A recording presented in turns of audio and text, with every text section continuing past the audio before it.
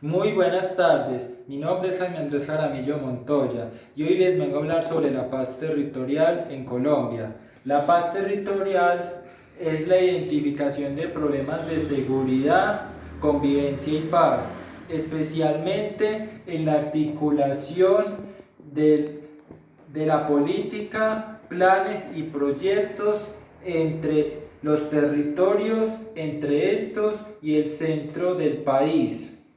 El uso del concepto de paz territorial refiriéndose a la paz territorial y no a la paz fue implementado por algunas organizaciones sociales y por Sergio Jaramillo, asesor del gobierno, el cual fue muy importante en los acuerdos de La Habana. De la paz territorial destaco tres elementos: asuntos estructurales, contexto local y actores. En los asuntos estructurales está el reconocer las fallas, unas fallas en las cuales se evidencia la violencia estructural del gobierno frente a los territorios. En el contexto local está que refiriéndose al contexto local como el contexto en cada territorio, en el cual primero, identificando eso, hay un marco teórico en el cual se ve una crisis fuerte en los territorios y segundo, el potencial que hay al desarrollar cada territorio. En los actores está los actores del conflicto, ya sea directa o indirectamente, o que estén en estos momentos dentro o fuera del país, los cuales se tienen que hacer responsables por la paz territorial. Eh, Después está el tema de la ruralidad, refiriéndose al aspecto territorial, el cual ganó mucha fuerza con este acuerdo, el cual propone la reforma rural integral. Por mencionar algunos planteamientos de la reforma rural integral, está frente a las vías para la producción, frente a la regulación de la tierra y frente a la formalización de la tierra. También hay otro tema aparte, el cual es la PDET o Plan de Desarrollo en Enfoque Territorial, con enfoque territorial. Por mencionar algunos casos, está el de Medellín. En Medellín, las áreas metropolitanas y Antioquia se ha venido construyendo un proyecto de equidad e inclusión con el concepto de paz territorial llamado Plan Congruente de Paz. Este proyecto tiene como objetivo reconocer esos territorios que fueron afectados por el conflicto y generar un diálogo inclusivo y participativo, incluyendo los sueños y esperanzas de quienes viven en esos territorios. Desarrollado de forma diferente dependiendo del conflicto que haya en cada territorio. Sin embargo, este proyecto no se ha visto del todo porque en las diferentes áreas metropolitanas, con las numerosas víctimas del Estado, no se ha prestado la suficiente atención. Por dar un caso particular, está el asentamiento de La Primavera. El asentamiento informal llamado La Primavera es un establecimiento o lugar donde desde 1990 en adelante se viven recibiendo refugiados del conflicto colombiano.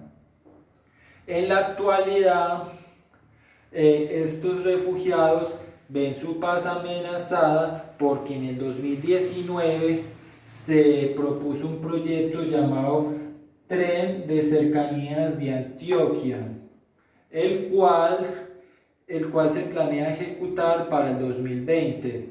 que consistía en destruir el establecimiento de la Primavera y después de destruirlo ahí ya sí construir este proyecto. Pero debido a la pandemia no se pudo hacer el proyecto y todavía está inconcluso y está como tema de debate en cuanto a esto de la paz territorial. En otros lugares como en el Pacífico, algunos líderes territoriales y académicos de la Pontificia Universidad Javeriana están de acuerdo con el acuerdo de paz firmado por el gobierno de Colombia y las fuerzas militares de la guerrilla llamada las FARC, de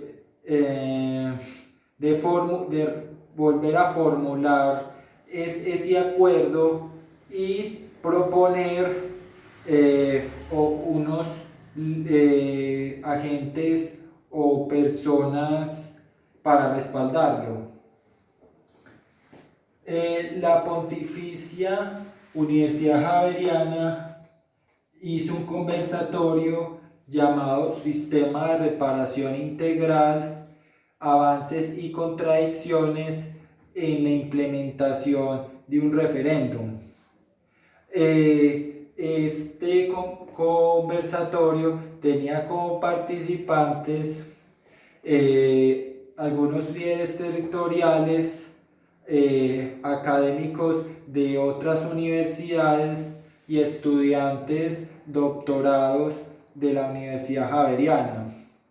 Estos conversaban sobre los avances y dificultades del acuerdo de paz y veía cómo sería el efecto o consecuencias de usar un referéndum para consolidar este acuerdo de paz.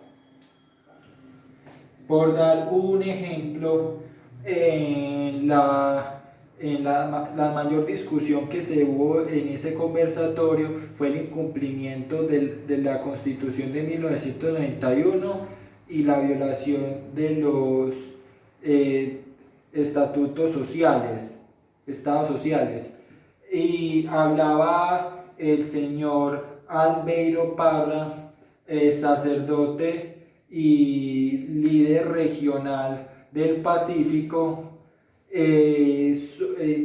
sobre el tema, comentando que no se ha seguido esta reforma rural integral y porque las víctimas no se les ha reconocido sus derechos y no han sido reparados. O sea, no se les ha dado como una reparación a los problemas que tuvieron. Y las comunidades negras no se les ha reconocido el derecho de territorialidad, ya que no se les reconoce las tierras que ellos tienen y hay como tierras baldías. Siguiendo con el tema, voy a hablarles de la PDET, que fue establecida como el decreto 393 del 2017 y tiene como objetivo gestionar y planificar la reforma rural integral, o sea, como asegurar el cumplimiento de esta. Pero antes de que les explique sobre sus características y pilares, primero quiero hablar del tema de la actualidad. En el caso colombiano, en el gobierno de Iván Duque se han hecho prácticas poco propicias de esto que es reconocer o desarrollar la paz territorial, porque nombraron a Darío Acevedo como líder nacional de la memoria histórica, lo cual es contradictorio porque él es un negacionista del conflicto.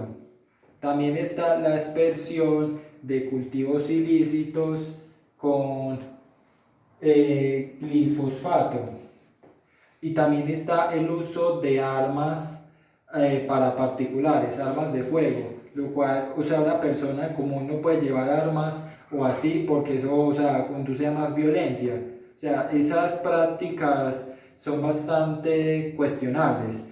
En cuanto al tema de la PDT, ya volviendo a él, de sus características principales o digamos las características de esos territorios que ayuda a la PDT, está el alto índice de la pobreza, la ausencia del gobierno o ausencia de un instituto, está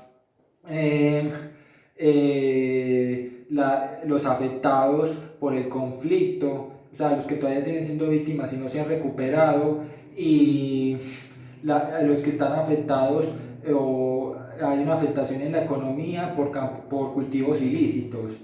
También está el tema de los pilares, que está la educación rural y la salud rural, refiriéndose al campo, a esas personas del campo. También está el derecho a la alimentación y el derecho a la, ¿cómo decirlo? El saneamiento, lo del agua potable y sobre la vivienda, sí, sobre la vivienda, o sea, el derecho a la vivienda, agua potable y saneamiento. También está el tema del derecho o las infraestructuras y adecuamientos de las tierras. Y por ahí terminamos el tema por el día de hoy. Muchas gracias.